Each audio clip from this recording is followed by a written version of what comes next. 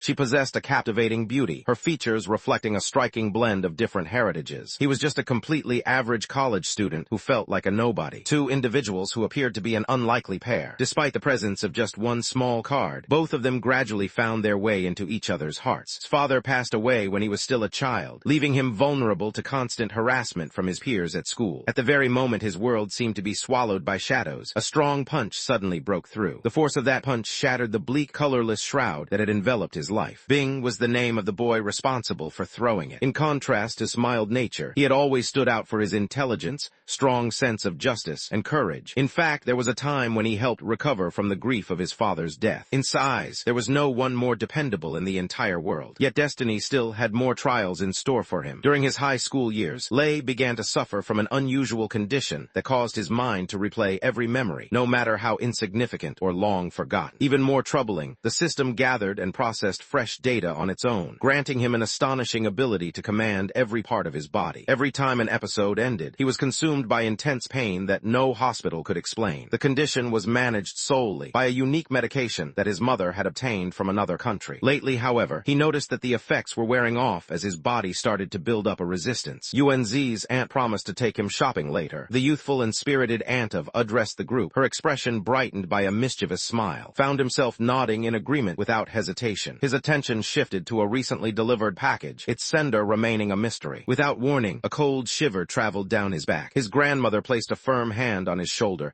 and delivered a chilling warning, making it clear that if he even thought about leaving with his aunt, she would not hesitate to threaten him with a harsh punishment. Had entered the stage in life where her family arranged blind dates for her. To avoid unwanted matches, she frequently brought with her, pretending he was her boyfriend to discourage interested men. Yue responded swiftly, pointing out to her mother that Yuan Zi was already in his 20s, and that this was an ideal time for him to start dating. She argued that if he didn't put effort into his appearance, he wouldn't be able to catch any girl's attention. Meanwhile, muttered under his breath, feeling frustrated at being used by her as a convenient excuse once again. His grandmother, wise from years of experience, immediately recognized her daughter's intentions and was not easily deceived. Before long, the mother and her daughter found themselves arguing once more, decided it was best to withdraw for now, so he left the area in order to open the package he had been waiting for. He tore open the cardboard box. Inside, there was a sleek black card that appeared to belong to an exclusive health club known for its luxury. A handwritten note lay beside the object. In it, the writer explained that he had discovered something intriguing, something he believed could transform his life, though he had failed to master it. He expressed his trust that UNZ would succeed where he did not, emphasizing their bond as brothers and presenting the item as a gift. The note was signed, Yi Bing. Let out a quiet sigh, wondering if things truly had to remain so secretive. However, the memory of the luxurious black card made him hesitate. A serious look settled on his face as he wondered what could possibly be so powerful that even Lei was unable to rein it in. He pondered whether it was something capable of altering a person's life entirely. After being separated for so long, he questioned whether Lei had chosen an unusual direction in life. He found himself uncertain about what role Lei now saw him playing. The call went through almost instantly, offered a servile smile, believing that the late possessed a keen ability to judge character. However, the person speaking on the phone was not Lei. Instead, it turned out to be his father. 3 days before, he revealed,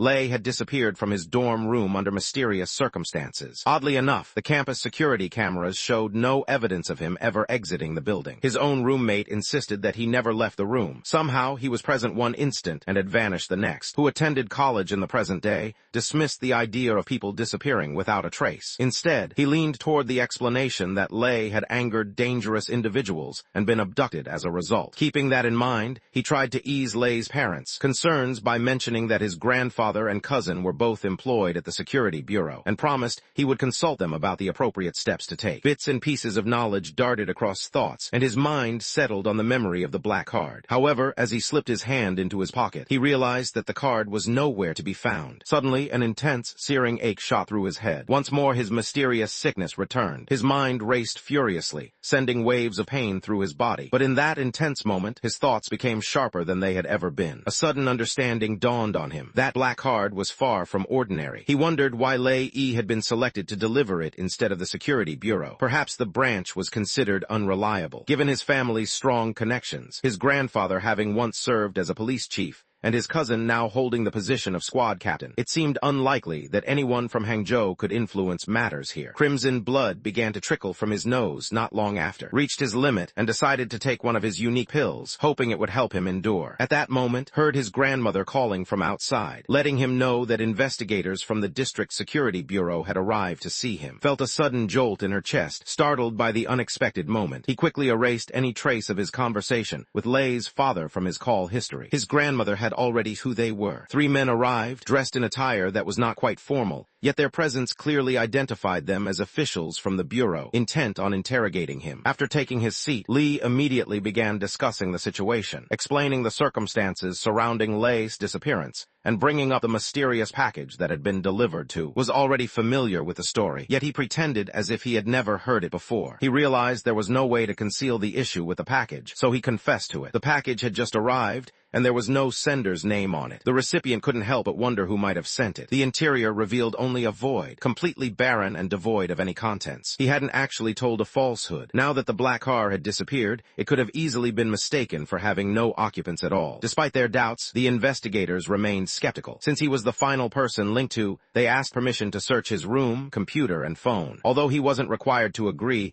declining their request would raise suspicion. Immediately consented, confident that this would demonstrate his innocence. Soon noticed that the officer inspecting his possessions was a woman. His expression grew tense as he stumbled over his words, trying to explain that the material was only for personal study and not meant to be distributed online, hoping this wouldn't be considered against the law. Much to his astonishment, the officer met his gaze with a look of understanding and explained in a composed manner that their presence was solely related to his case. After she departed, faced Li, eager to find out additional information regarding Lei. What reached his ears matched exactly what Lei's father had already explained to him. He suspected that progress had been made, but the others probably chose to keep it from him. Without warning, Li Dong's manner of speaking changed. His expression grew stern, his voice taking on a chilling edge as he issued a warning. He insisted that any new information be shared without delay, making it clear that concealing anything could put the listener in danger of vanishing next. His mind, already troubled, grew even more uneasy after hearing those words. He wondered if there had been an implied threat. Trying to steady himself despite his trembling, he managed to express his gratitude to the teacher for the caution. At that moment, a sharp click rang out as the door shut, its sound reverberating through the room. The inspection was complete, and the female officer stepped back, satisfied with her work. She looked over her shoulder at a subtle, self-satisfied grin playing on her lips. When noticed what was happening, dread filled his chest. He realized he was in serious trouble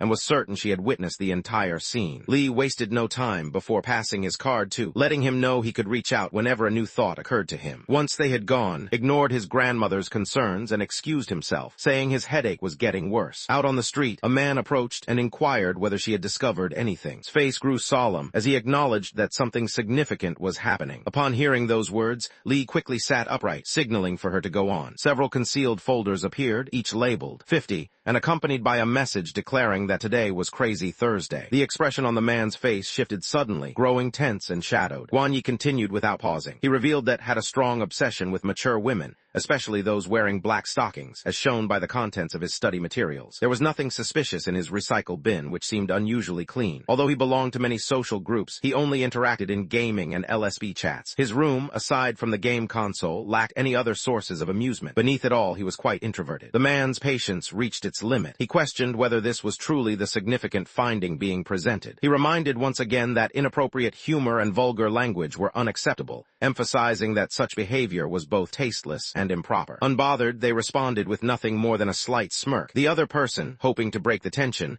suggested that a bit of humor would help lighten things up, urging them not to be so dull. Despite searching through his computer and phone, nothing valuable turned up. However, beneath a flower pot's letter was discovered. This proved that had indeed sent him something, most likely the roll card. The only question remaining was which class the card belonged to. For a brief moment, Li Dun stopped speaking and quieted down. At last, he quietly instructed them to return the next day, as long as had not disappeared. As the sun sank lower in the sky, its red light spread across the horizon, signaling that night was on its way. Seated at his desk, kept working to connect the hints he had found. He reasoned that if someone had intentionally caused Lei to vanish, their actual goal was likely the black card. Given these circumstances, suspicions about him extended beyond just the Security Bureau. There was a strong chance that another group had targeted as well. His decision not to reach out to the Bureau suggested he lacked confidence in their trustworthiness. He thought about the 3 eccentric investigators investigators, uncertain whether they posed a threat or could be trusted. Unsure of their intentions, he decided that confiding in his cousin was the wisest choice. The mere idea weighed heavily on him, almost overwhelming his spirit. His attempts to contact his cousin were met with silence. Even if he managed to get through, he had no clue how to justify the mysterious disappearance of the black card. Each time he replayed the situation in his mind, his anxiety only grew stronger. Without warning, the sound of an enraged woman's voice erupted just beyond his doorway. The woman was his aunt. Earlier, she had reached out to him, hoping he would slip away and assist her in getting out of her blind date. Since he hadn't answered any of her messages or calls, she now believed he had left her to handle the situation alone. Yuan Qing listened to her relentless scolding, and feeling powerless, could do nothing but acknowledge her summons. But the moment he attempted to rise to his feet, his head pounded with a fiery ache, leaving him feeling disoriented and bewildered. His grandmother hurried to make an excuse on his behalf, explaining that he had complained of a headache earlier in the day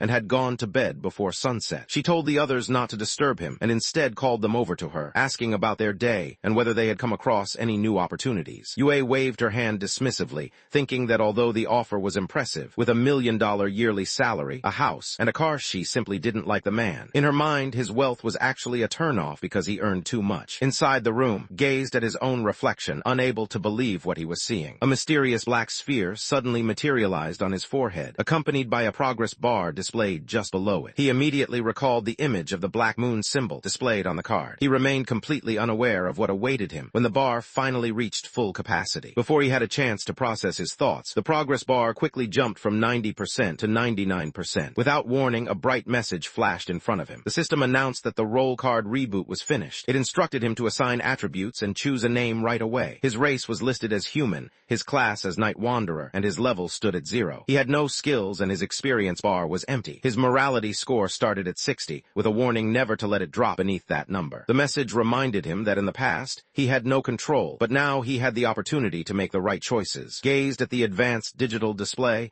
and suddenly stopped moving. He wondered if he had actually encountered a system straight out of a web novel. Before he had a chance to respond, the display changed once more, presenting him with a request to choose a name for his character. Was left at a loss for words. He questioned whether the system could truly be so clueless, unable to even respond to him. Only a short while before, he had believed he had received an extraordinary advantage. He carefully inscribed his actual name onto the panel. A notification instantly appeared on the screen, informing the user that entering a real name was not permitted. He stopped for a moment, recognizing that he was unable to make use of it, and began to consider his next move. Without hesitation, they entered a different name on the keyboard. The system confirmed the registration under the name Primordial Celestial Lord, and began the countdown to enter the spirit realm, wishing the new participant good fortune as the process started. Gazed in a daze as the countdown reached its final second and stopped at 0. The spirit realm map activated, signaling the beginning of the Night Wanderer's journey through Shelling Tunnel, marked with the code 79. The settings displayed a high level of difficulty, designated as S mode, along with a rule stating that a single death would result in failure. There were 2 primary objectives: endure for a total of 3 hours and investigate Realm 79. At that moment, the exploration progress remained at 0%. Additionally,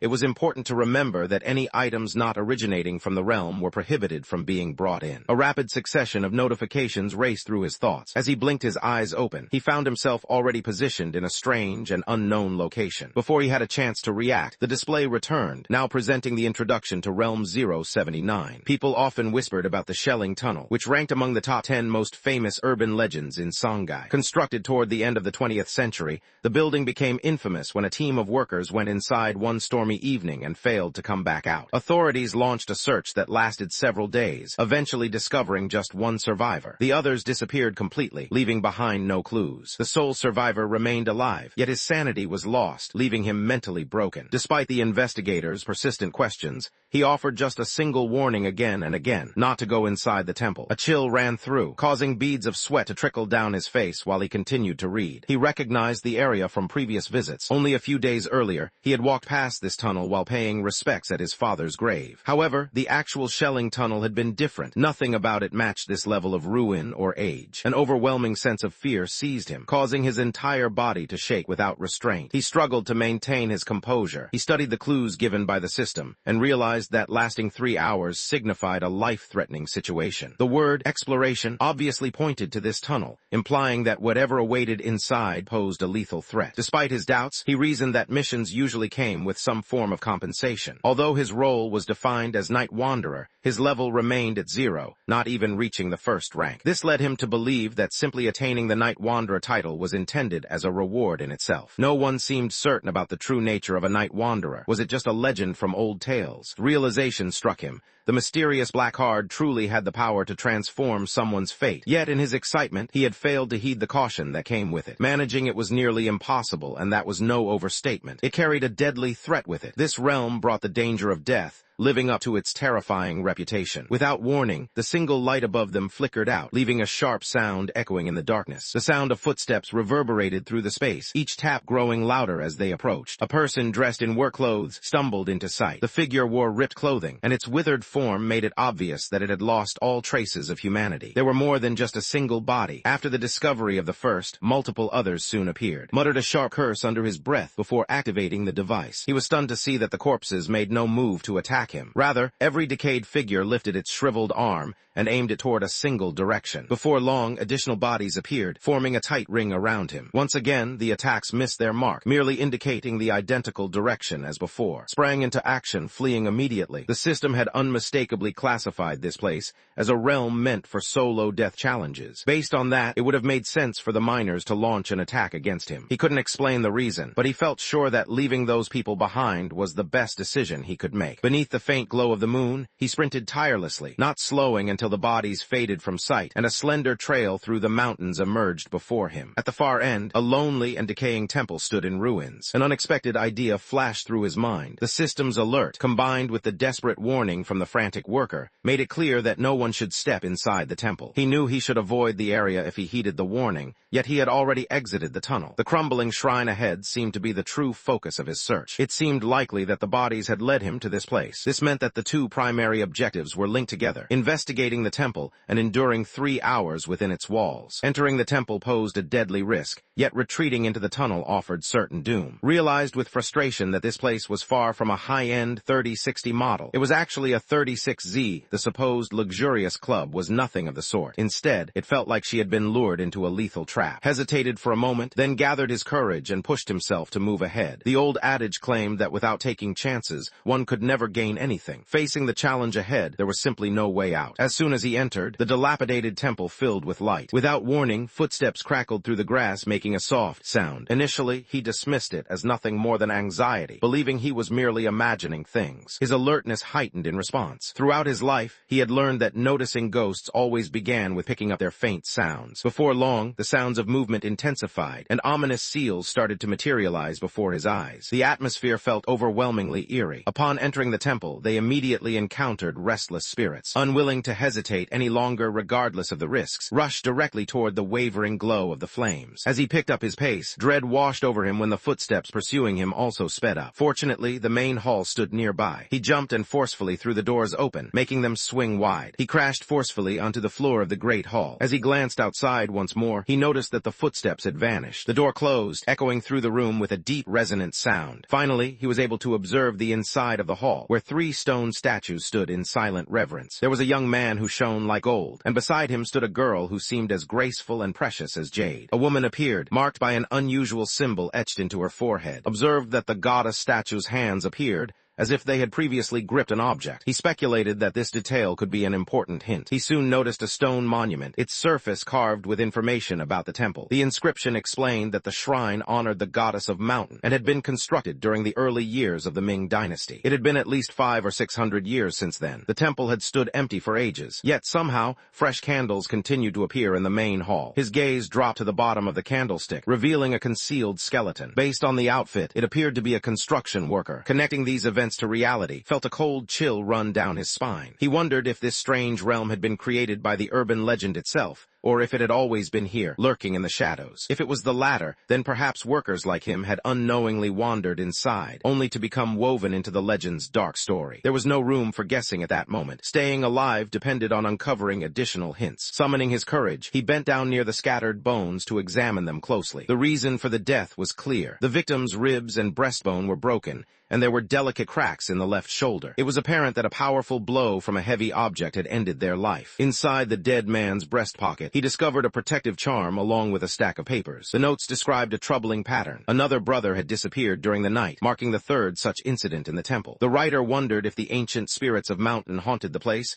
or if a powerful demon had arrived to prey upon them. When the master learned of the latest disappearance, he became enraged, declaring that their cultivation skills would deter any monster from daring to enter the temple. Nevertheless, in order to protect the incense trade, the master commanded the disciples to conceal the truth from the worshippers. The writer suspected that the master was hiding something. Despite the mention of ghosts, the writer believed that their corpse-sealing talisman and phantom arts would be enough to keep them safe without needing to bother the master further. However, Senior Brother's behavior was unusual that day, with anger clearly burning in his eyes. When questioned about his findings, he remained silent, refusing to share any details. His mood was sour and irritable. Choosing not to press further, the decision was made to wait until the next day to ask again. Before long, her senior brother disappeared too. Overwhelmed by despair, she poured out the whole truth to her master. The master's expression remained unreadable. He instructed the narrator to wait until after sunset before returning. At that time, he promised to explain everything, including a secret tied to the fate of a millennium. Once supper was over, the narrator remained in their room, anticipating the setting of the sun. Ever since the vanishing started, nighttime had never been something they wished for, but tonight was different. By the time he reached this part of the text, his brow knitted in concern. The passage ended suddenly, leaving him with no further explanation. The worker slipped the note into his pocket, suspecting it held a crucial clue. The reason behind the temple's collapse remained a mystery. He hoped that by discovering the truth, he might be able to finish the second main quest. With that realization, he understood that leaving the main hall was necessary, despite the threats waiting beyond its doors. Venturing outside seemed to be the only way to uncover the information he needed. There had been similar situations before, suggesting that imitating the worker's actions could offer a chance at survival. Despite the moment arriving for him to make his move, he found himself needing to summon his own courage. The atmosphere beyond the door throbbed with a threatening and unsettling energy. Remaining in this place and allowing the hours to drift by was clearly not the right decision for them. He moved out of the circle, where the fire's glow could no longer touch him. As he continued on his path, he discovered the lifeless bodies of several construction workers. Even as he gradually adapted to the experience, the terrifying image continued to haunt him. However, in contrast to the corpses found by the main hall, these bodies showed no signs of broken shoulders. Although they had been killed with violence, the wounds they suffered were not the same. Without warning, a cold, desperate plea for assistance rang out from the area behind them. Quickly turned to face the opposite direction, his thoughts fractured in an instant. There was no mystery about what lurked behind him. He understood it all too clearly. Desperate cries for help echoed around him, yet he realized he was the one truly in need of rescue. He cursed under his breath, vowing that if he survived this ordeal, he would deliver all of study materials directly to Uncle. Not long after, he came across a second body, which had been murdered in the same manner as the victim found in the main hall. Inside its pocket, he discovered a talisman, a bronze mirror, and an old, weathered book. His gaze settled intently on the trio of objects before him. A notification emerged, announcing the discovery of an item from the spirit realm. Its name was revealed as the corpse-sealing talisman, categorized as a consumable. The description explained its function. It could seal corpses. This talisman was created by a formidable night wanderer and served as a nemesis to all types of corpse entities. To activate the seal, it needed to be placed on an undead's forehead. The note clarified that the item could only be used once. Neither the mirror nor the book displayed any system notifications. The talisman alone bore one, identifying it as the crucial object. At that moment, made up his mind to browse through the pages of the book. The journal recorded that 2.5 years had passed since the writer arrived at the temple on Mountain. During that time, the writer had gained the ability to read and write. According to Senior Brother, once their master came back from driving out the spirits, the writer would finally be recognized as an official disciple. The practice of the moon-swallowing, soul-nourishing technique, an essential skill for those who wish to become night wanderers, had just begun. The uprising led by Prince Yen continued to spread, filling the air with a haze of ongoing conflict. The chaos of battle seemed to engulf every corner. Amidst this turmoil, the master,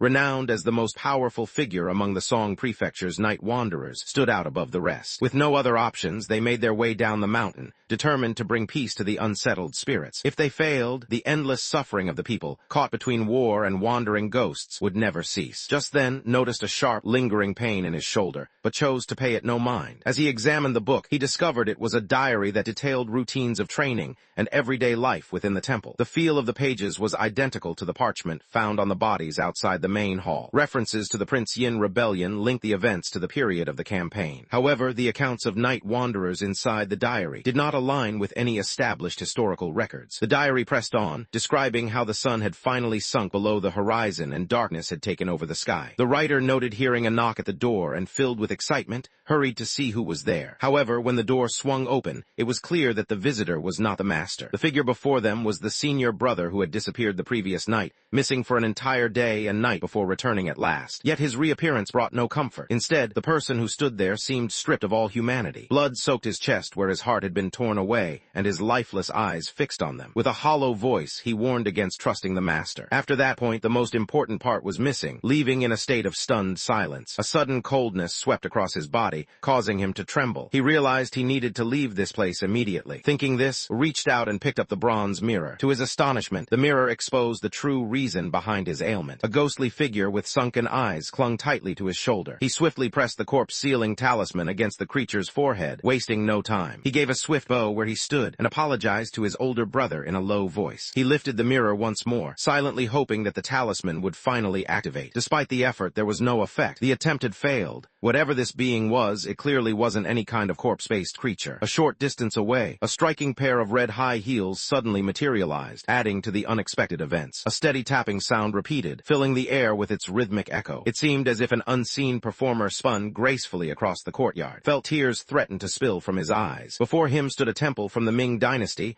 oddly matched with a pair of bright red shoes from the west. He wondered how such a bizarre combination could exist. Fortunately, the shoes remained unaware of his presence. He lifted the bronze mirror once more, holding onto a glimmer of hope. The ache in his shoulder intensified, making him realize this must have been what caused the worker's shoulders to break. After what seemed like an eternity, he managed to drag himself back to the entrance of the main hall. At that moment, he crouched on his hands and knees, feeling the heavy presence of the phantom pressing down on him. The brief trip, though lasting only a minute, seemed to stretch on endlessly. As soon as he entered the main hall and stood in the glow of the firelight, the overwhelming pressure lifted from his shoulders. A sense of relief filled him as he realized his guess had been correct. The main hall truly was a safe zone. No matter if it was the haunting presence of the red shoes or the ghostly figure that clung to his shoulder, this place always offered him refuge. Yet he knew that if both threats came for him together, he wouldn't stand a chance. The mere thought of what had happened made a shiver run through his body. The danger had come frighteningly near. The first rule of surviving horror games was to always close the door behind you. The real fear inside this temple came from more than the spirits or the haunted shoes. There was also something unsettling about the banyan tree lurking in the courtyard. If he decided to return outside, he would have to prepare himself for what might happen. Without warning, a system panel materialized before him. It announced the completion of his first main quest. As a reward, he received one corpse-sealing talisman. He was informed that he could now rest for 36 hours. Meanwhile, a countdown had started for the next opening of Realm 79. Before had a chance to respond. In a blink, he found himself standing once again in his familiar bedroom. He looked around quickly and realized that this was indeed his own room. His entire body relaxed as he dropped onto the bed, overwhelmed by a sensation so pleasant it seemed as if even the air around him tasted sweet. Regarding the talisman, it was now in his possession. Whenever he wanted to access something, he simply imagined retrieving an item, and instantly an inventory menu appeared before him, much like the interface in a video game. He remained at level 0, not yet recognized as a genuine night wanderer. He considered confiding the whole story to his cousin. He suddenly recalled their earlier discussion, realizing that the man possessed knowledge he hadn't revealed. At that moment, retrieved Lee's business card and entered the phone number to make a call. Before he had a chance to respond, Lee spoke up first, noting that it seemed he had already managed to escape the spirit realm. He offered warm congratulations for joining the ranks of spirit realm walkers,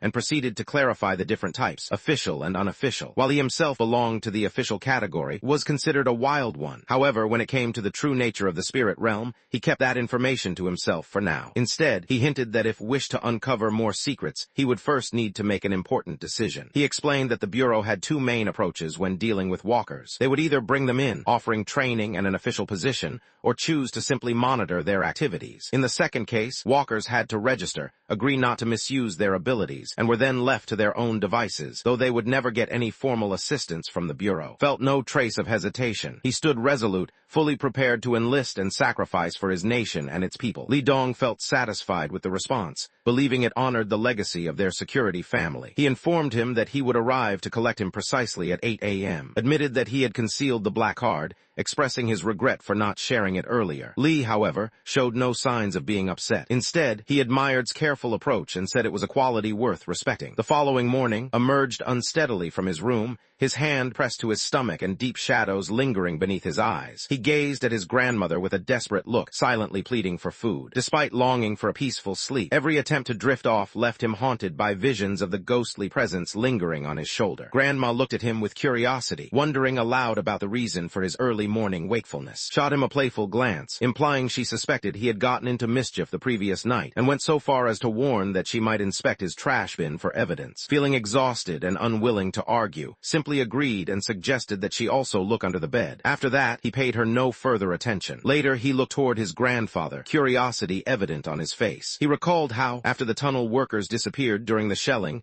the Bureau had arranged a search party, and his grandfather had been involved in that effort. His grandfather appeared confused, unsure why the old story was being brought up again. He wondered aloud why was interested in events from so long ago, shrugged off the question, mentioning that he had come across the tale online the previous day. He then asked if his grandfather remembered what happened to the worker who had been discovered. However, his grandfather struggled to remember the full details. Unlike others, the grandmother distinctly recalled that the worker disappeared once more afterward. This situation was closely tied to his own predicament. He faced a deadline of 36 hours before he would have to return to the tunnel. However, unlike the previous worker did not survive to make it back. Inside the temple, the number of deaths reached alarming levels. The challenges of the second main quest promised to be even more perilous. Given these dangers, trusting the Bureau seemed to be the wisest way to stay alive. After getting cleaned up, Jean grabbed a bun to eat before bidding his grandparents farewell. His grandfather quietly scrubbed his back while turning to leave, offering no words and keeping his silence. Before long, a sleek extended limousine rolled into sight, catching Z's attention. Inside the room, Lee nonchalantly inquired about Z's beverage preference, prompting to respond that he would like a Coke. They would need to purchase it on their own at a later time. Blinked in surprise, wondering if he was supposed to handle the task alone and whether he could claim the expenses. Lee ignored any attempts at conversation and instead informed the newcomer that they would be escorted for onboarding and given some initial training. The introduction began with Lee Dong revealing his status as a level 3 spirit realm walker. He held the position of captain for the 2nd Squad in District, part of the Songhai branch under the 5-Element Alliance, and served as the team's scout. From that moment forward, he and the others would be working together as colleagues. He finally addressed the topic that was most curious about, explaining that the spirit realm was a mysterious power beyond the reach of scientific understanding. They had attempted to study it, yet complete comprehension continued to elude them. Although it was present in the real world, it remained separate from it. Entry was reserved for select individuals who were chosen by means of a special card. This card was known as a roll card. Anyone who comes into possession of a roll card must undergo a trial. Upon success, they are assigned a specific profession with unique abilities and characteristics. Yet no one understands how the realm chooses its candidates. These roll cards materialize unpredictably, occasionally embedded within a person's body, sometimes discovered abandoned. Anyone who comes into possession of a roll card must undergo a trial. Upon success, they are completing the trial marks only the beginning of the journey. In order to advance and become more powerful,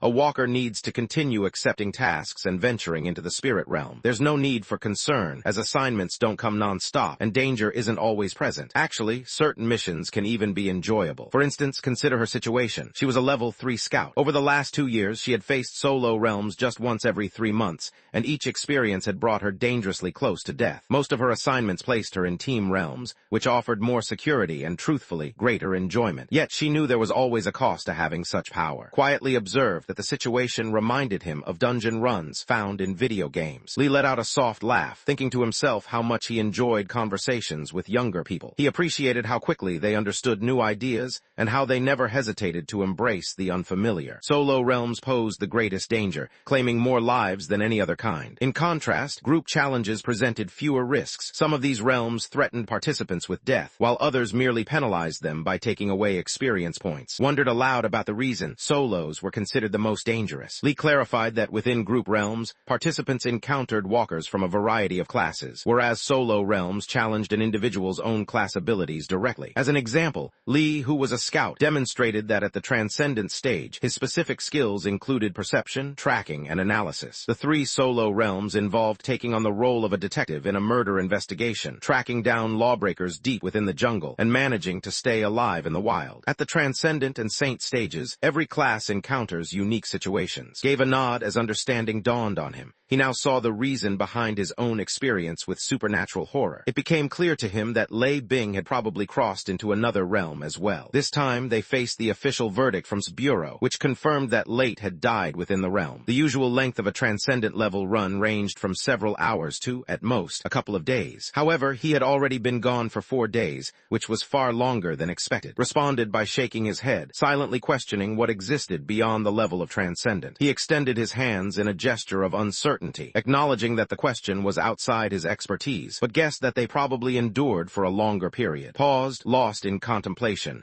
wondering if Lei had surpassed the level of transcendent. Regardless of the truth, realized that his own abilities and understanding left him helpless in this situation. He decided that his top priority was to join the Bureau and ensure his own safety. Without warning, Lee inquired about the other person's present morality score, took a quick look at his panel, and saw the number 60 displayed, signaling the initial value. Within the realm of walkers, newcomers often found themselves ensnared by the complexities of morality. Should their moral score fall beneath 60, an unforgiving punishment system would immediately activate. Instantly, his whereabouts would be revealed to all walkers in the city, and a bounty would be placed on his head, urging others to hunt him down. Stood motionless, realization washing over him that he was now incapable of wrongdoing. They wondered if activities like doing crafts or watching educational videos could be considered morally wrong. A single idea was enough to cast a shadow over what lay ahead for him. Li Dong couldn't hold back his laughter. He assured everyone to stay calm, explaining that, based on their findings, crimes like theft, robbery, and assault would each be assigned up to 5 demerit points depending on how serious the offense was. Taking a life would deduct 10 points from a person's score, while causing multiple deaths or major disasters led to even greater penalties. However, personal misdeeds or hidden vices had no effect on the morality score at all. The narrator reminded everyone that morality isn't something that only decreases, it can also increase. They encouraged others to make good choices and act kindly. Despite his anxious appearance, Jean felt calmer than he seemed. A question lingered in his mind. What reason would the spirit realm have for holding back walkers? Concepts like morality and law belong to people. They were created to keep society in line. Animals and other beings in the wild lived without rules like these. Unless the realm had chosen to support humans, the presence of moral boundaries would be illogical. After all, the realm operated on a supernatural level. Afterward, he ran a hand through his hair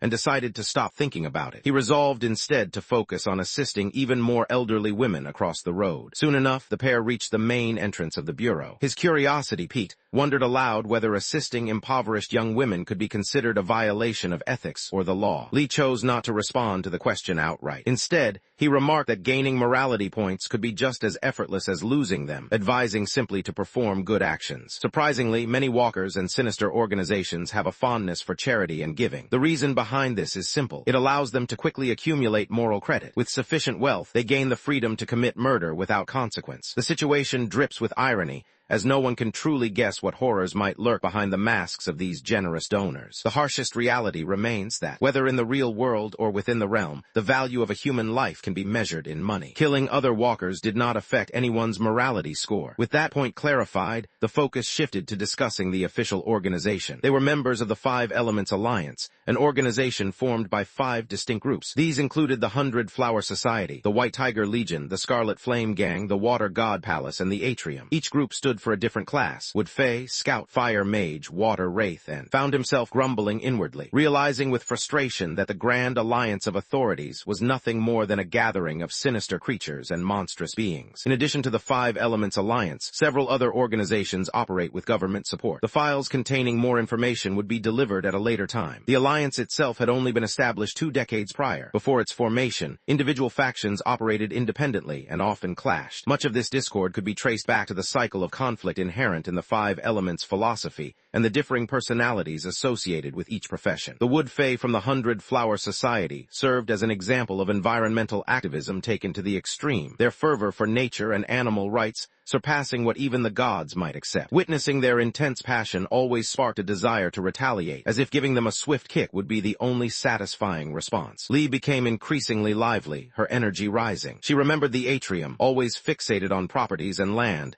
and then thought of the Water God Palace, endlessly preoccupied with their their strange experiments in growing bacteria. To her, both groups seemed equally absurd. Scouts in the White Tiger Legion were known for their wisdom, composure, and quick decision-making, traits that made them an ideal unit. His mouth curled in a wry smile, silently questioning whether the 4 remaining squads shared this opinion. Lee responded with a dismissive snort, clearly unimpressed. In his mind, the situation resembled a game more and more, with each group taking on unique roles. The Scarlet Flame gang acted like wild berserkers, always charging into danger head first. The Water God Palace specialized in water magic, commanding the element with skill. The 100 Flowers Society served as healers and summoners, supporting their allies from behind. Meanwhile, the Atrium members took on the role of sturdy tanks, able to withstand heavy attacks. Quickly interrupted the conversation, drawing a comparison between the scouts and the 75 gold units often seen in games. He immediately recognized his error as soon as he spoke and offered a heartfelt apology. Lee, on the other hand, had been completely honest. After advancing beyond the transcendent level, scouts possessed formidable strength in one-on-one battles. The class's capabilities were nearly unmatched. Lee clarified that within the world of standard professions,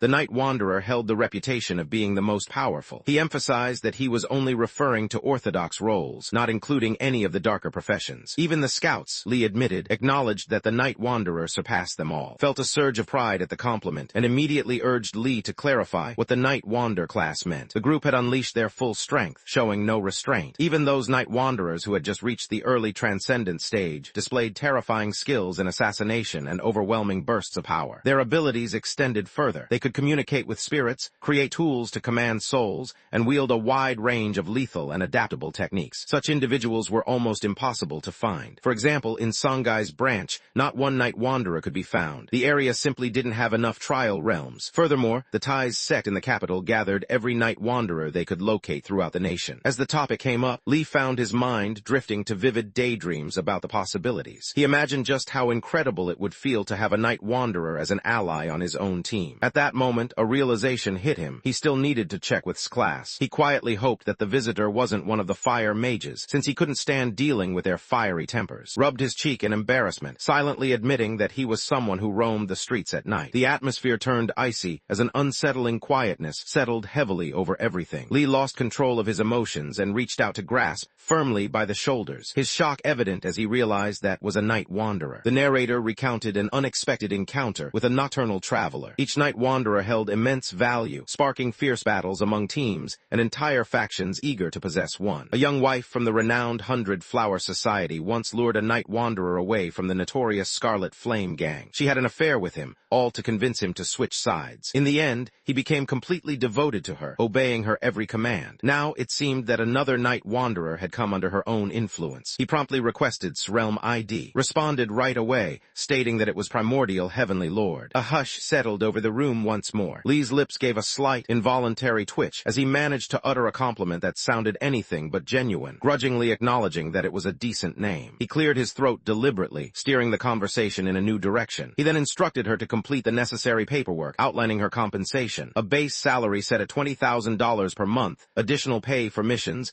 and rewards for outstanding accomplishments. He paused, giving her a chance to voice any concerns. Realized he had no choice but to agree at that pace. He silently accepted his boss's orders, determined not to argue. Lee proceeded to show him around the bureau, pointing out the civilian employees whose only responsibility was to assist the walkers. Essentially, they acted as personal aides, ready to help with any request he might have. The character gestured toward the room, indicating that it belonged to them and was their workspace. The person gestured toward the couch, suggesting the others sit and wait while they went to print the contract. Lee then shifted attention to the printer, preparing the necessary documents. Without warning, a confident woman's voice echoed from the entrance as she offered her assistance. The identification displayed the name, revealing her role as a scout at level 2. As soon as caught sight of her, memories of the awkward inspection from the previous day rushed back into his thoughts. Lee showed no hesitation as he passed the newly printed contract to her, then exited the room to contact his higher-ups. Observed the redness spreading across cheeks. With a playful twist of her hair, she playfully remarked on his success in passing the trial, teasing him about his apparent fondness for women older than himself. Lee tapped his cane against the floor, urging others to avoid making odd remarks around the child, who remained just a student. True to her usual self, paid him no attention and settled onto the couch next to. Drawing nearer, she spoke in a low, teasing tone, suggesting that he must be curious about the trial realms. Unable to meet her eyes, simply nodded and urged her to go on. She glanced at Li Dong as he walked away, confusion flickering across her face at his unexpectedly bright mood. Despite his slight limp, he seemed almost to be buoyed along by happiness. She turned around and gave a form to complete. Afterward, she asked him to provide his ID card, but when he said he didn't have it, she told him to simply state the number instead. The lead domes were supposed to have already provided the basic training. Speaking in a relaxed tone, explained the important updates. She informed them that their previous identification was no longer valid. The Bureau would provide a replacement, which would be prepared within 3 days. This new ID would allow access to purchase train and plane tickets,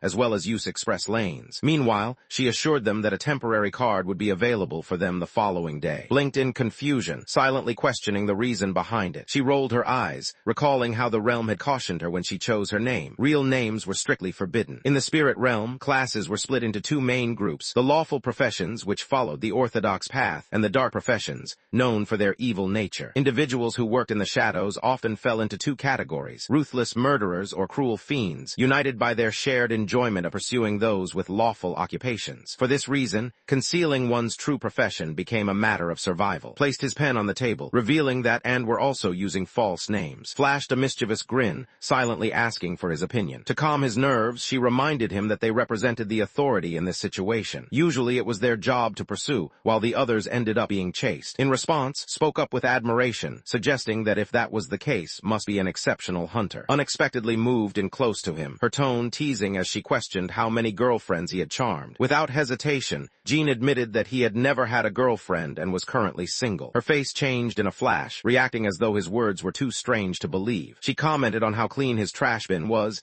admitting she assumed he had a girlfriend because of it. Couldn't find any words to respond and was left grumbling to himself, wondering why both she and his aunt seemed so fixated on his trash bins. Guanyi flashed a brazen smile, her eyes filled with teasing mischief, and suggested ordering a girlfriend online. Raised both his thumbs in approval, expressing his preference for girlfriends who seemed real. His words carried a double meaning that sent Guanyi into a fit of laughter. Amused, he added that he liked the kid. Continued the conversation with ease, expressing his fondness for sister. For an instant, experienced as she was, stood motionless in surprise. She soon regained her composure, a sly smile forming on her lips as she silently scoffed at the idea. There was no chance he was actually single. Lifted his hand and held up 3 fingers, his expression serious. He silently called upon the forces of heaven and earth to bear witness to his words. In his mind, he promised that if he was deceiving anyone, he deserved to be struck by a car as soon as he walked out the door. Once the laughter faded, shifted her focus to the task at hand. She explained that the whole district was divided into 10 walker squads, and theirs was Squad 2. Currently, the team consisted of 5 members, but with the newcomer, there would now be 6. Out of everyone, only and held the title of White Tiger Scouts. The newcomer was considered a provisional member, and after completing probation, would officially join their ranks. Made sure the newcomer understood this important detail. Nodded with enthusiasm, and pounded his chest to show his determination, silently promising himself to follow Sister's lead from that moment onwards. Eyes sparkled with amusement as he glanced over his profile. 21 years old, identification number displayed, and the outlandish title of Primordial Heavenly Lord boldly listed. The name struck him as ridiculous, and he couldn't help but think that anyone flaunting such a name must not fear provoking trouble. Her gaze shifted, eventually settling on the section labeled for professions. At first, she wondered if her eyes had deceived her. However, it didn't take long before her expression reflected the same surprise as Li Dong's, as she questioned whether this was truly her night wanderer. Stood his ground, his chin raised with confidence. He exuded a bold swagger, silently confirming his identity without hesitation. At that instant, realized that Wiley had almost seemed to glide away when he departed. Without warning, she reached out and gently lifted his chin with her finger. With a playful glint in her eyes, she warned the group that since their team now had its own night wanderer, they should be careful not to let anyone from another group lure him away, or else they would all face serious consequences. Responded effortlessly, pretending to agree. He insisted he wouldn't dare betray her, whether alive, claiming his loyalty to Sister, or dead, promising to haunt her as a ghost. Hearing this, face lit up with a bright smile, obviously pleased with his answer, and she praised him warmly, saying she liked his attitude. She quickly realized that something was off. His level hadn't changed from 0. Usually, finishing a trial would have increased it to 1. She quickly understood the reason. The place where he had been tested was a tunnel-like prison, constantly battered by heavy attacks. An unusual visible expression of concern appeared on her face. Upon witnessing the scene, a surge of dread quickly filled his heart. He wondered aloud about what was troubling him, thinking that there must be guides available since they were inside a dungeon. At that moment, a soft sigh drifted through the air close by, causing to startle nervously as he noticed how even the experienced veterans reacted. He felt a heavy weight settle in his chest as he listened to the sigh, trying to figure out if it meant pity or sympathy. Anxiety crept in as he wondered if he had truly been unlucky enough to receive the most dangerous blind box of all. Guan reached for his file and instructed Tai to bring the man over to his desk. She explained that guides certainly existed,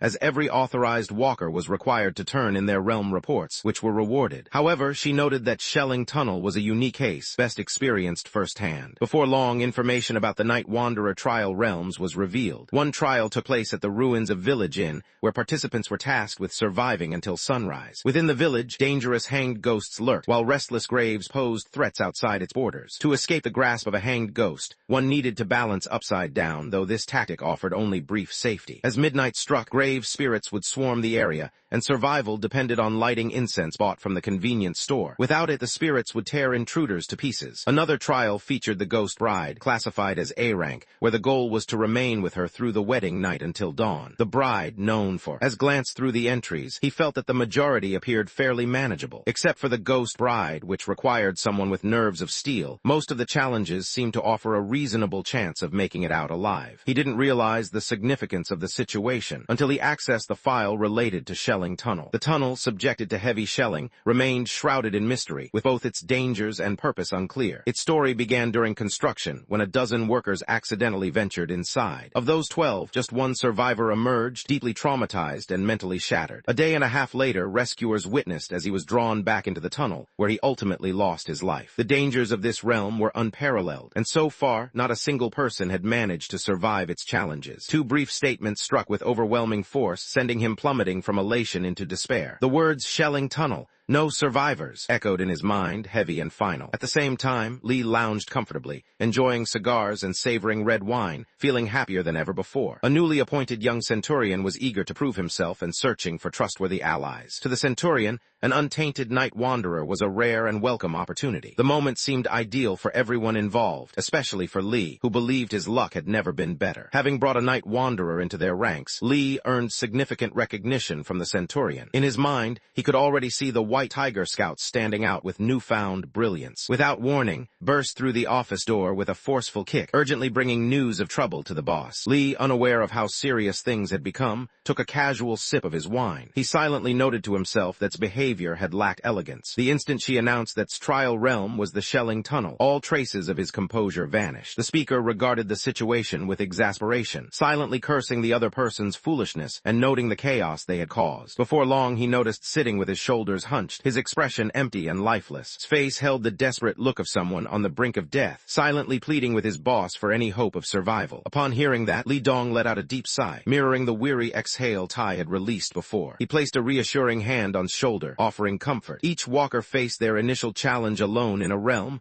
and that loneliness was the hardest aspect. During a solo trial, assistance from others was impossible. The spirit realm presented this challenge as a test, demanding that one pay the necessary price for power. She decided to submit a report and hoped the upper archives contained information or tactics regarding Shelling Tunnel. Without such resources, she believed there would be no way to rescue him. She instructed him to record every detail of his experience inside. After completed his writing, Lee instructed him to return home and await further instructions, promising to relay any new information right away. Then, Lee asked to escort back. As they exited the bureau, turned to, his expression unusually grave. He wondered aloud if this would truly be the last time they saw each other. Realizing the weight of his words, admitted to himself that his earlier comment hadn't been in jest. He genuinely feared he might become the lingering spirit by her side. Stood in the breeze, running a brush through her hair with a radiant smile. She assured her companion not to worry about her safety, making it clear she had no intention of becoming a widow. With a gentle insistence, she motioned for them to get into the car. Only a short while before had allowed a small spark of hope to arise within him. Now, it was obvious that he had been overanalyzing everything. As he made himself comfortable in the business car, a gentle touch rested on his head as spoke with an unusual kindness in her tone. She expressed that, while the boss would do whatever was possible to support him,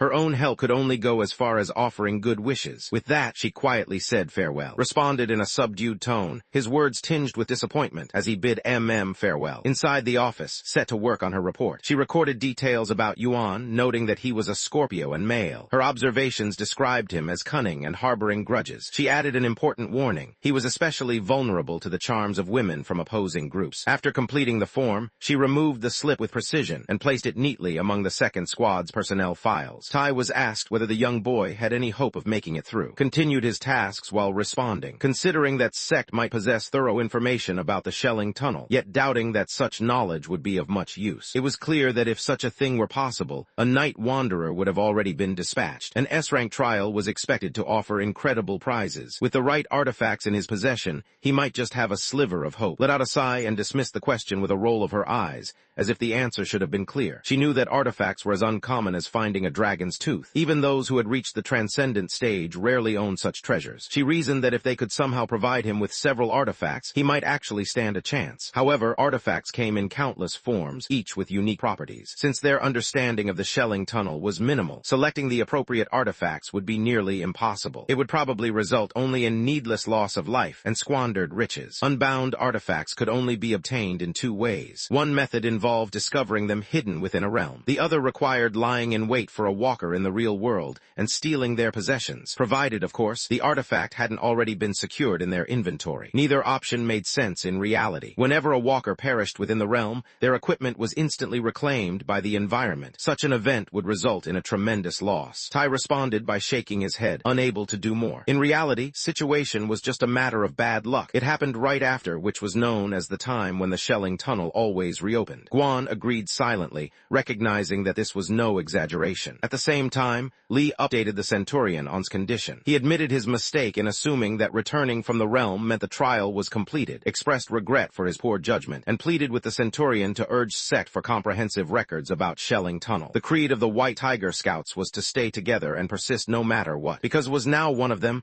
leaving him behind was not an option. Li desperately appealed to the Centurion, hoping for aid. Once Li had carefully reviewed his message, he quietly pressed the send button without a word. When returned home, the energy he had when he departed was gone. He quietly announced his arrival to his grandmother. The moment his grandmother saw him, she immediately realized something was different. She informed him that his cousin was waiting in the dining room. Observing his troubled expression, she questioned what was wrong, remarking that he looked as if all the life had been drained out of him. Quietly reassured everyone that he was all right. He offered his cousin a brief hello. Xin Yuan Jun, his cousin, furrowed his brow as he recalled how their grandmother had mentioned that someone had been searching for him the previous night. Quickly dismissed the concern, assuring everyone that it was not important. Mentioned the mysterious disappearance of the late, pointing out that their absence from the house suggested the situation was far from normal. He admitted that, in truth, even he was unable to offer any assistance with the case. Without warning, John appeared around the corner and handed some anti-wrinkle masks, explaining that using them twice daily would be highly effective. She mentioned that grandmother had insisted she purchase them. His expression grew stormy as he rejected his offer, making it clear he wanted nothing to do with it. Before he managed to complete his thought, his grandmother and cousin suddenly flinched at the same time. Grandma chastised the boy, tapping him firmly on the forehead. She questioned what he would do without using masks, and teased that she could always try to smooth out the lines on his face with an iron. At 30 years old, she remarked, he looked even older than his own father, and wondered aloud how he expected to find a wife looking like that. She let out a heavy sigh, thinking about how her father's generation had already been a lost cause. She hoped he wouldn't end up the same way. Memories of last year came to mind, when Uncle had come to visit from the neighboring province, nearly giving Grandpa a heart attack. Back then, people had been shocked to discover that Old had another son. Grandpa responded with a booming voice, proudly declaring his grandson. Qin Yuan Jun found himself under the sharp gaze of his grandmother once more,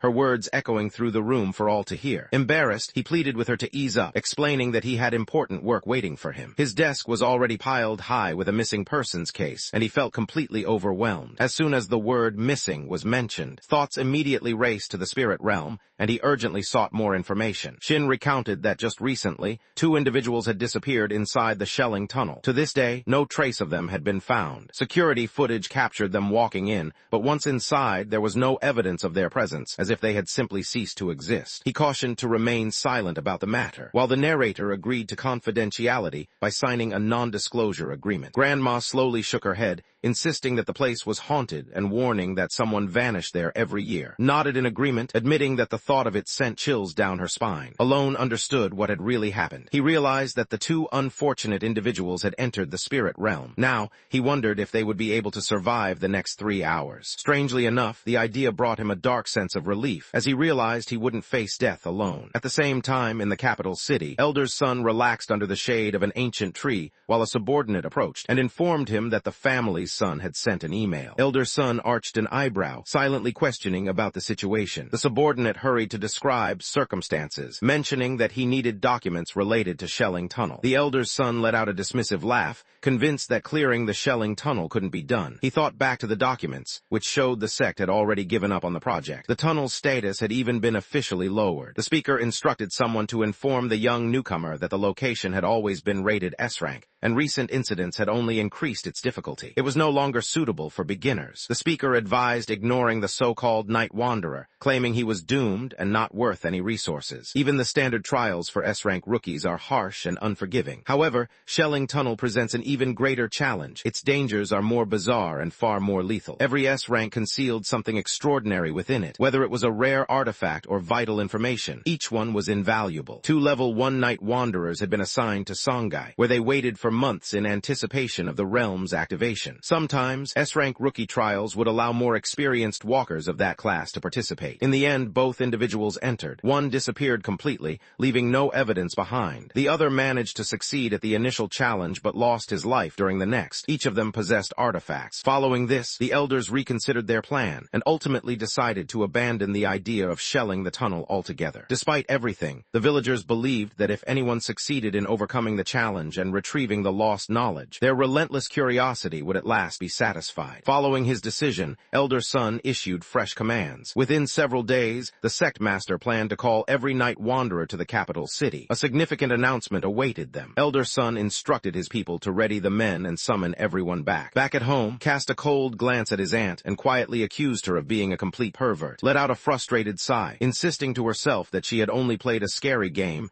and that there was nothing inappropriate about it. Horror games challenged players' courage, pushing them to search for glitches, recognize patterns, and delve into the minds of each character. This experience offered both excitement and a strange sense of comfort. Was reminded of the spirit realm by her comment. He wondered if it operated under specific rules, much like a game would. If there were guidelines to follow, someone as average as he was could possibly find a way to make it through. Once his aunt had departed, his phone began to ring unexpectedly. Had called him. When he answered, she reminded him to look at his email. The provincial chief had forwarded files about the Shelling tunnels. Since she knew he rarely checked his inbox, she made sure to call and alert him, expressed his gratitude to her, and requested that she also convey his appreciation to the captain. He promised that after he completed the trial, he would treat them to dinner. Hesitated for a moment, her response softer than normal as she assured that she would wait for the promised dinner. His response was straightforward. He asked Guan to wait for him. He ended the call and placed the phone down beside him. Rested on her bed, concern etched across her features as she wondered if having access to Ty's sex files would make any difference at all. At the same time, saved the file from the email onto his device. As he opened it, he discovered much more than he ever imagined existed. Realm 79 was not really a Shelling tunnel at all. In truth, it was a temple from the Ming dynasty, dedicated to the Lady of Sand Mountain. The woman appeared to be a night wanderer of remarkable status, yet it seemed possible that she had even surpassed such a designation. Whether such a remarkable woman truly lived during the Ming dynasty, or if she was merely a creation of legend, remains a mystery. The task of making it through the next 3 hours appeared straightforward. In the past, while reviewing previous lessons, the narrator had been ensnared by a wraith that relentlessly sapped away energy until its victim perished. Nightwalkers naturally kept spirits at bay, making it easy for him to drive the ghost away. However, when he attempted to consume the spirit, an invisible barrier stopped him, as though the very world shielded the wraith. He realized that anyone who read these notes would fall under a curse, doomed to be relentlessly pursued by the specter. Only the passage of time could lift such a curse, and each attempt to banish the ghost offered just a brief respite, around 15 minutes apiece. The temple's design was unadorned, featuring a single central hall flanked by a pair of nearby courtyards. Inside the main hall, candles burned brightly, not ordinary candles, but potent relics capable of cleansing and protecting against dark forces. Anyone who remained within the hall's boundaries was shielded from harm. There was a price to pay, however. The candles gradually consumed the very essence of fear. Anyone who lingered too long in their light would find their sense of fear fading away completely. In a world such as this, losing the ability to feel fear was as good as a death sentence. The candles remained fixed in place, and could never be removed from the realm. Upon realizing the message, grasped the true nature of the safe house. It offered both protection and danger. The candle, acting much like a feature in a game, compelled participants to continue advancing rather than remain in one place. After waiting in the hall for 30 minutes, cries for help suddenly echoed from the back courtyard, mingling with strange, beast-like growls. Though uncertain at first, the decision was eventually made to go and see what was happening. The main hall truly served as a sanctuary, something the narrator had confirmed through personal experience. However, the protection it offered was actually due to the presence of candles, rather than the elegant lady deity as previously assumed. Muffled cries echoed from the massive banyan tree, yet the source of the loud roars remained a mystery. Jean had never personally heard those sounds, having sensibly chosen to steer clear of that part of the yard in the past. The journal left by the Night Wanderer included a cautionary message, urging readers to resist the urge to turn around. It was clear the tree possessed a strange consciousness, yet its desperate pleas for assistance remained unexplained. The origin of the terrifying roars stayed hidden as well. Before any answers could be uncovered, someone else appeared. A pair of crimson dancing shoes stood before her. Rather than launching an immediate assault, they wordlessly extended an invitation to join them in a dance. She agreed, hoping to gauge their abilities. However, the choreography proved overwhelming, wildly complicated and packed with intricate movements. For someone lacking any experience in dance, keeping up was simply out of reach. Even experienced dancers would have struggled to remember those moves. She couldn't do it. The shoes betrayed her. Someone was relentlessly pursuing them. They barely made it back into the hallway, feeling the sharp pain of two ribs breaking as something heavy pressed down on them. In that moment, they understood what they were up against, a horrifying artifact governed by its own set of rules. This entity paid no attention to the terrain or any barriers in its path, relentlessly pursuing its goal until it achieved victory. It was astonishing to discover a rule-type artifact hidden within a beginner's trial. Suddenly, it became clear to him why even the well-equipped young master had met his end in this place. The reason why Shelling Tunnel had never been conquered now made sense. The situation seemed ridiculous. Ordinary mortals or knights of the lowest rank had absolutely no hope of surviving here. No one ever uncovered the reason behind the temple's decay, or uncovered the mysterious connection stretching back a millennium. The only thing left was a hope to finish the second main mission and return with the truth to the organization. However, the account stopped abruptly, making it clear that on that fateful night, Wander did not accomplish the second task. As connected the clues, he understood the gruesome fate of the construction workers. The red shoes had crushed them mercilessly, smashing their bones until their bodies were destroyed. Although his uncle had given him a few dance lessons, he realized that if someone as skilled as a first-level Night Wanderer couldn't succeed, there was no way he could hope to make it as just an ordinary person. If it had been Uncle who encountered the red shoes, perhaps both human and spirit might have continued their dance for all eternity. A sudden idea lit up his eyes with a bright golden shine. He understood exactly why a Night Wanderer might fail. Remembering the endless, frenzied dance moves was nearly impossible. Yet, when he activated his heightened mental state, recalling the complex steps became effortless for him. The bathroom filled with steam as Guan Yi's phone vibrated where it rested on the countertop. A faint blush appeared on her cheeks, indicating that had likely completed reading the file, avoided any pleasantries, and immediately inquired about the true nature of rule-type artifacts. Went on to describe the wide variety of artifacts found throughout the realms, noting that each served a unique purpose. According to her, the official system sorted these artifacts into three main groups: cost type, rule type, and a third category that remained inaccessible to those of her rank. The two types of abilities, cost type and rule type, couldn't truly be compared, as their strengths were far too different. However, it was universally accepted among everyone. Rule-type artifacts were considered much more scarce and challenging to manage, with each possessing immense value. Within the organization, handling these matters was no hidden mystery. Members learned to identify a pattern, then decipher the underlying rule. For instance, the red shoes operated by tempting someone to dance. This was how they worked. If someone succeeded in abiding by that rule, there was a slim possibility they could take control of the shoes. The opportunity was uncertain, relying on many factors, such as the artifact's willingness and whether it lacked an owner. It wasn't something to be taken too much to heart. Securing a rule-type artifact was usually nothing more than a fantasy people imagined. Wondered aloud whether medicine could be taken into the realms. Aside from clothing, nearly all real-world objects are excluded. Medicine is an exception, though it only has an effect if it's consumed beforehand. Wondered if he could simply keep it in his mouth,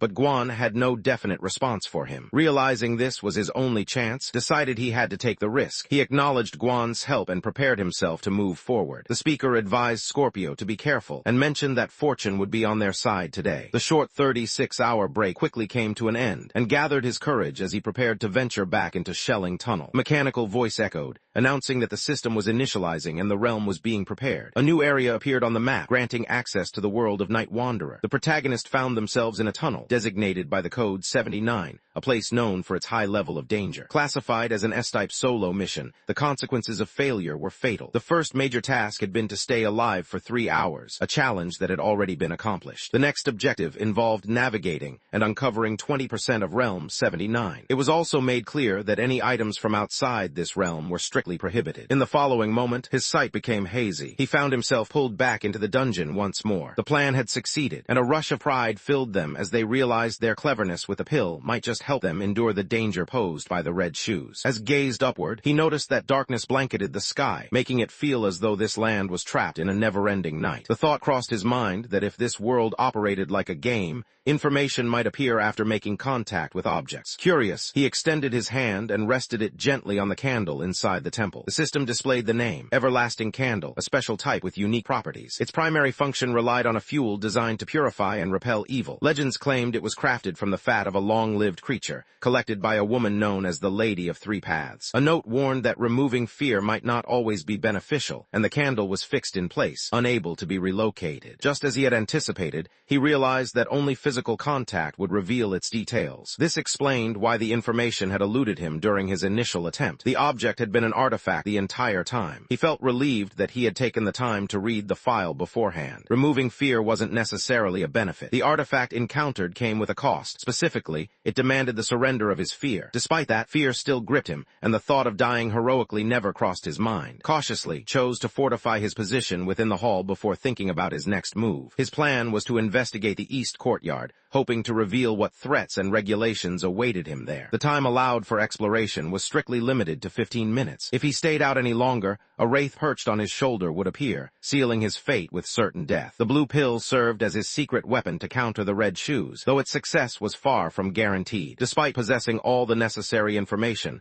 an uneasy feeling churned inside him. Every instinct warned him to stay inside and avoid venturing out. He had previously examined the compound, ensuring he knew its layout. Now, his plan was to make his way directly to the east yard without hesitation. The stakes were clear in his mind. This was a deadly game where a single mistake could cost him his life. According to the rules, he could have stayed in the hallway indefinitely. However, doing so would only lead to him starving. The more he hesitated, the more his strength would fade, and his odds of survival would drop even further. Whether someone chose to take a chance or to play it safe, the danger remained the same. There was no avoiding the threat, only the option to face it head-on. The report indicated that the banyan tree posed a threat. However, when he looked at it, all he saw was a massive, ancient tree. He figured that investigating it might help him advance in his exploration. He remembered that in horror games, ancient wells and gnarled trees always led to trouble. A sharp breath escaped him, betraying his unease. Deciding it was wiser to take another route, he quickly changed direction. As began to walk away, a sudden cracking sound echoed behind him. He glanced toward the ground and realized his foot rested on the brittle remains of a dried skeleton. The head remained attached to the body, yet it had been turned unnaturally, far past what any person could endure. Before dying, the neck had been wrenched all the way around, facing completely backward. At that moment, found himself puzzled, trying to figure out what might have been responsible. A chilly breeze swept up from behind him. A persistent voice or presence continuously repeated his name. He hesitated before finally turning to face the other person. Rather than doing anything else, he reached into his coat and brought out the bronze mirror. As he lifted it with deliberate slowness, his hand started to shake without restraint. In the reflection, a woman with flowing hair and dressed in white slowly emerged from the ancient well, silently motioning for him to approach. Fortunately, it appeared that she lacked any supernatural powers related to manipulating rules. Called out to, as he dashed away from the well, pushing himself to run as fast as he possibly could. He sprinted an uncertain distance before crouching down next to a house. The sound of the ghost's voice gradually diminished as he moved away. The reports indicated that the Night Wanderer had also visited this place. He had issued a warning not to glance over one's shoulder, yet he never mentioned anything about retracing one's steps. There was a possibility that the ghost chose its victims based on whether they turned their heads. If that theory held true, returning at a later time might actually be safe. At that moment, his only desire was to return to his house. Although he hadn't planned on it, being there already prompted him to open the door, hoping to accomplish something before leaving. A cold gust swept through the area, compelling him to step back with careful caution. After spending some time watching and noticing that nothing appeared, he started to look around the room with deliberate care, inspecting each area thoroughly. The room appeared to have once served as the kitchen for the temple. Without warning, a wooden ladle came into his view. His face lit up with joy as he grabbed the object. At last, He had found something he could use as a container. He remembered tales claiming that a young boy's urine could help keep away malicious spirits. He rubbed his nose in embarrassment and quietly admitted that he had never dated anyone, but wondered aloud if that meant he still qualified as a virgin. He gazed down at his hands with a look of regret, silently cursing his situation. In his mind, he blamed the other two for their constant need to show off, feeling frustrated by their antics. After a brief pause to study the ladle, he made up his mind not to sample the water that the boys referred to. Cold gusts swept along the ancient stone path, where a solitary figure moved forward, shrouded in apprehension. A single droplet of a boy's urine landed on the ghost's face, but the spirit remained motionless, completely oblivious to what had happened. Attempts were made to drive the spirit away using a holy remedy, but those efforts amounted to nothing more than wishful thinking. Ultimately, every illusion dissolved away, leaving only the reality that true understanding could be found within one's own heart. Couldn't explain what possessed him at that moment, but for some reason, describing it as nice and wet just seemed fitting. He continued to search the area and came across some tools, but in reality, their usefulness was limited to offering him a bit of reassurance. Before long, he came across a storage area filled with weapons hidden within the second room of the temple. In an instant, he forgot everything, as if his memories had vanished at the speed of light. In a realm teeming with phantoms and supernatural beings, it seemed perfectly reasonable for a temple to possess its own collection of weapons. The sight of the two unfamiliar corpses caused him to stop in his tracks. He wondered to himself what could have brought these mummified bodies to this place. Typically, a mummy comes into existence through one of two processes, either by being intentionally preserved by people or by drying out naturally over time. The first possibility was dismissed. The second explanation typically occurred in deserts or very arid places, but this temple was nothing like that. There were no deadly injuries, no fractured bones, and no indication of any struggle. He soon observed a pair of deep wounds on both necks, realizing that whatever creature was responsible had completely drained their blood. Without warning, a loud noise echoed as an object struck the wall in the adjacent room. The loud pounding continued without pause. Choosing caution, reached for a long blade and a spear. Moving cautiously, he inched nearer to the source of the noise. Several coffins were arranged side by side within the room. Among the group, they discovered two newly mummified bodies. Near the hand of one of the bodies rested an item resembling a Buddhist Vajra club. The sight brought to his mind the image of the Lady of the Three Mountains and her lost hand, making him realize that she had probably once grasped an object just like this. At that moment, the loud banging changed into a harsh, dragging sound that scraped along the floor. One edge of a coffin slowly creaked ajar. A hand tinted blue, tipped with razor-sharp claws, extended forward, stood motionless, his eyes wide with fear. With a loud bang, the lid of the coffin suddenly burst upward, soaring through the air. From the shadows emerged a lifeless body clad in a ragged Taoist garment, its face tinged with blue and sharp fangs protruding. It was unmistakably in its complete form. He noticed the situation deteriorating and quickly spun around to make his escape. Just as he was about to continue exploring, his allotted 15 minutes suddenly came to an end. The ghost, known for sitting on people's shoulders and sapping their energy, had shown up once again. The terror still lingered, refusing to end. The zombie's nostrils quivered. The scent of a living human reached its senses, was overcome by the numbness of exhaustion, as if life had already slipped away from him. All he wanted in that moment was to return home. The child looked around, searching for familiar faces, grandparents, mother, anyone she knew. She wondered aloud if she was late and told her father that she wished to return home. A sudden, forceful impact splintered the door apart. The zombie emerged, drawn by the trace of his scent. Cast a quick look over his shoulder. He sprinted toward the main hall, pushing himself as fast as he could. Filled with dread, he watched as the zombie lowered itself smoothly into a sprinter's stance, ready to launch forward. In the blink of an eye, the creature surged ahead with a speed far beyond that of any human. Was so shocked by what he saw that he almost lost consciousness. He couldn't understand how something called stiff could move at such a rapid pace. The creature was obviously quicker than he was, and it would catch up to him very soon. Rather than continue fleeing, he froze in place. Using the strength gained from twisting his torso, he drove the iron spear forward with force. The blow failed to cut into skin. Instead, it echoed through the air with the sharp sound of metal striking metal. Upon closer inspection, noticed that the zombie's chest had a wide, open cavity. The scene instantly brought back memories of his older brother, who had lost his life when the guillotine trap tore out his heart. The zombie let out a furious roar. With a sudden burst of strength, the creature surged ahead, shattering the spear cleanly in two beneath its overwhelming power. Seizing the opportunity, transferred the long knife into his right hand. With all their strength, they delivered a powerful blow aimed directly at the creature's neck. A fresh metallic clang resounded throughout the chamber. The force of the blow left his palm tingling and dull, while a sharp ache radiated through the space between his thumb and forefinger. At that moment, he understood that although the zombie's attempt to appear harmless was an act, its tough, iron-like skin was genuinely real. He paused paused just long enough for the zombie to jerk suddenly in his direction. The creature extended its hand directly in his direction with forceful intent. He managed to avoid the attack at the last moment, yet a single pointed claw caught his arm, leaving a deep cut. In the blink of an eye, the creature's second hand struck, forcefully pinning him against the ground. The creature's 4 sharp fangs lowered menacingly, aiming straight for his neck. Feeling a surge of desperation, reached into his inventory and called forth the corpse-suppressing talisman. As soon as the zombies caught sight of the charm, their attention immediately shifted. The creature immediately pulled back, putting distance between itself and the threat by taking a few quick steps in reverse. It was obvious that the creature possessed a certain level of intelligence, as it showed apprehension toward the talisman. Inside his mind, silently pleaded for mercy, hoping the ghostly woman from the well would leave him alone for the moment. He also wished that the spirit lingering on his shoulder would take it easy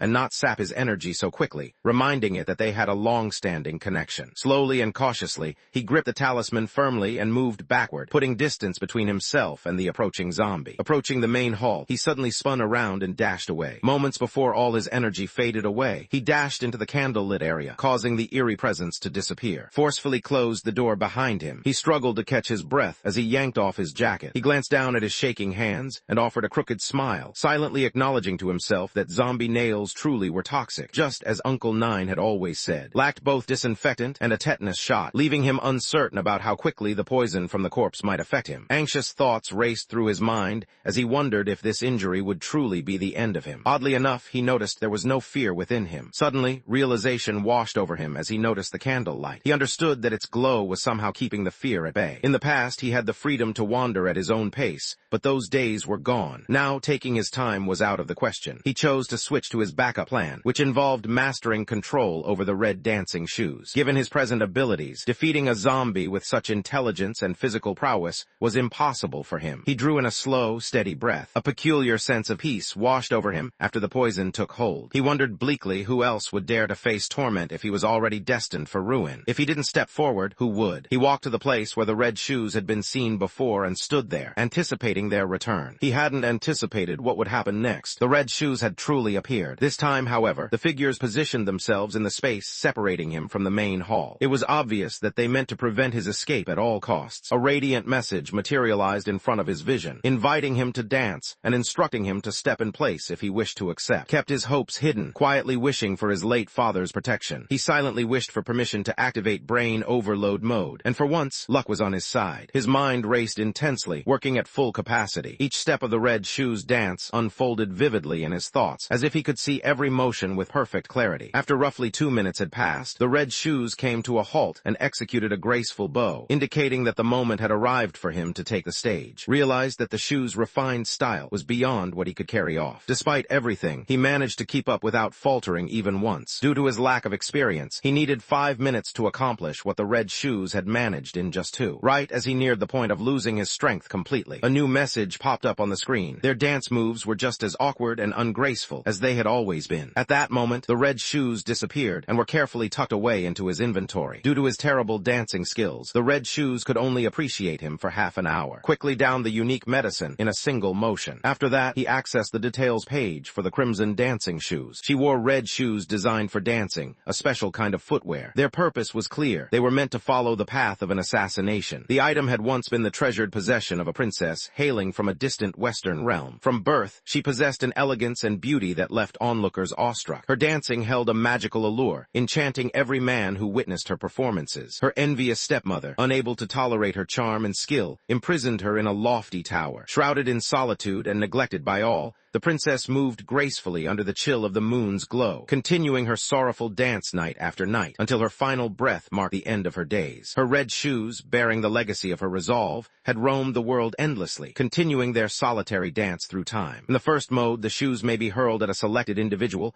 or linked to them using a sample of their blood, hair, or flesh. After the connection is established, the shoes relentlessly pursue the chosen person, unaffected by any obstacles in their path. There is no way to break free from them or destroy them. They will only cease their pursuit pursuit when the target either dies or finishes a single dance with the shoes. The style of the dance required is not. In Mode 2, the shoes granted the wearer enhanced agility and nimbleness, making it possible to sprint effortlessly across any landscape without using up any energy. This remarkable effect, however, only lasted for a maximum of 5 minutes per use. If someone wore the shoes for longer than that, they would become permanently attached to the person's feet, forcing them to run endlessly until they died or chose to amputate their own feet. The second note warned that refusal to dance would result in everyone being suffocated. After finishing the entry, was so astonished that he exclaimed internally about the artifact, marveling at how it was a rule-type item that the laws of physics and possessed incredible power. It had watched him with fascination for just half an hour before losing interest, leaving him to prepare to perform the dance all over again. Half an hour proved to be more than enough time. Having obtained his allotted 30 minutes, made his way directly toward the spot where his senior brother was reportedly taking a break. The senior brother stood out as the sole ghost on the map, with the ability to launch attacks without restriction. Bringing him down became the most important goal. Despite searching for some time, was unable to find any sign of him. He found himself curious, imagining whether the man had returned to hide away in his coffin once again. A senior brother unexpectedly emerged, perched atop a tree behind him. The attack had been carefully planned to end in death. John detected the heavy, unmistakable odor of death lingering in the air. He glanced over his shoulder just as his senior brother sprang forward, closing the distance between them in an instant. At that moment, a soft light shimmered from the red shoes. He contorted his body with an unnatural flexibility, narrowly avoiding the attack. He found himself struggling to breathe, unable to recover in time. Once more, the elder disciple launched another assault. At that moment, fully understood the incredible abilities possessed by the red shoes. His commands proved unnecessary, as the dance alone guided his movements. With flawless precision, his body avoided every strike, responding to the rhythm rather than his will. Naturally, the red shoes came with a significant drawback. If boys who lacked dancing skills tried to use them, they could end up injuring something important. The red shoes appeared to be fully enraged by the senior brother's assault. Without warning, they seized command of his movements, compelling him to execute a perfect double flying kick. At that exact instant, seized the opportunity to launch his counterattack. He swiftly produced a talisman designed to restrain the undead. As the older disciple began to stand, he swiftly pressed the object against the creature's forehead. True to the talisman's description, the undead monk, classified as a Type A entity, became motionless, his body seized and stripped of all power, brushed away the sweat on his forehead, and let out a breath of relief, realizing that without the help of the red shoes, he would have met the same fate as the others. The next figure on his agenda was the spectral woman who haunted the well. Before anything else, he needed to recover the staff that resembled. He fixed his eyes on the weapon, and in response, a data window materialized in front of him. The weapon was called the Demon Subduing Vajra. It belonged to the weapon category, and was known for being charged with the energy of the sun god, making it especially effective against darkness and evil forces. Anyone who shed their own blood to it could briefly wield the strength of sunlight. However, this great strength came at a steep cost. The user's own life would be the price. After going through the entry, realized at last what had taken place. It seemed that the previous construction crew had attempted to defeat the zombie with the Vajra, but their efforts had not succeeded. The red shoes proved impossible to control, and as they whirled wildly, many were crushed beneath them, resulting in heavy losses. As soon as the zombie emerged, the others were quickly overpowered and killed. Once understood the situation, he sprang into action without hesitation. With just 5 minutes remaining before his shoulder would be dislocated, he knew he had to move quickly. He needed to deal with the spirit from the well before doing anything else. When he peered into the well once more, he found nothing unusual inside. The well appeared completely normal, with no trace of anything out of the ordinary. Earlier, he was almost certain he had witnessed a woman without a face emerging from it. He held the Vajra firmly in his hand and calmed his breathing. Uncertain about the situation, he noticed that there were only a few minutes left before the 15-minute countdown reached 0. He made up his mind to head back to the main hall. The effects of the corpse poison began to manifest. Waves of dizziness clouded his mind,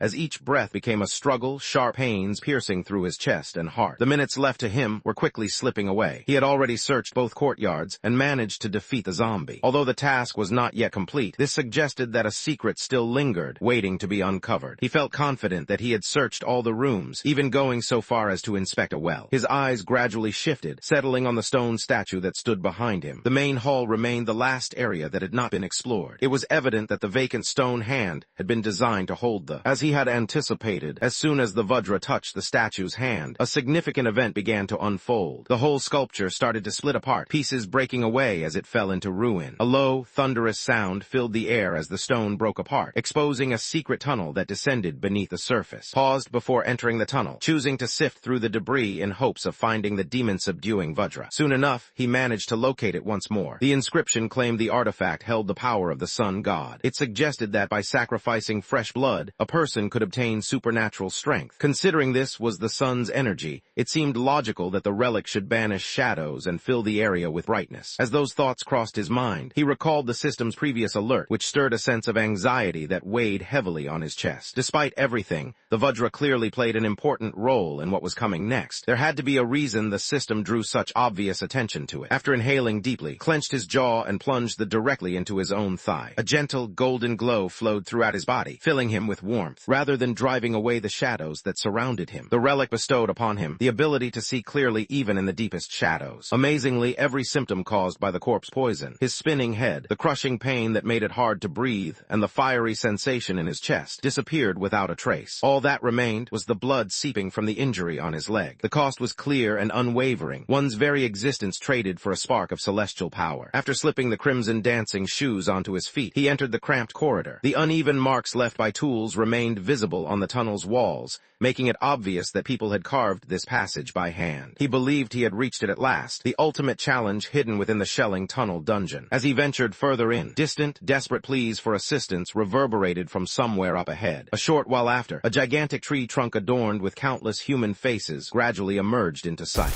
Lately, I've had a strong addiction to watching manhwa and manga recap videos. Every single day, I find myself binging one after another, losing hours and days doing absolutely nothing productive. And honestly, it's getting out of hand. So, maybe we can make these viral videos too. I mean, look at the views, the growth, the community these creators are building. It looks simple, right? But that's a trap. You go down this endless rabbit hole spending money, losing sleep, hiring editors and writers from Fiverr and Upwork and still feel like you've been robbed. Because don't forget how emotional the YouTube algorithm can be with making videos go viral. It's unpredictable, especially when the market's saturated, competition's relentless, and somehow other creators are dropping 10-hour videos daily while you're stuck trying to finish one. That's when I realized something had to change. So, I built the solution, the Web2 Narrative Suite, a complete one-click system that handles everything from cropping, script narration, text-to-speech, image processing, and full video generation in one smooth process. Save money, reduce hours of work, and have a tool that only gives you straight results. Click on the link down below and experience it for yourself. And if you want even more tools to supercharge your YouTube recap journey, visit my Ko-Fi and Patreon pages where I drop weekly new tools designed to keep you ahead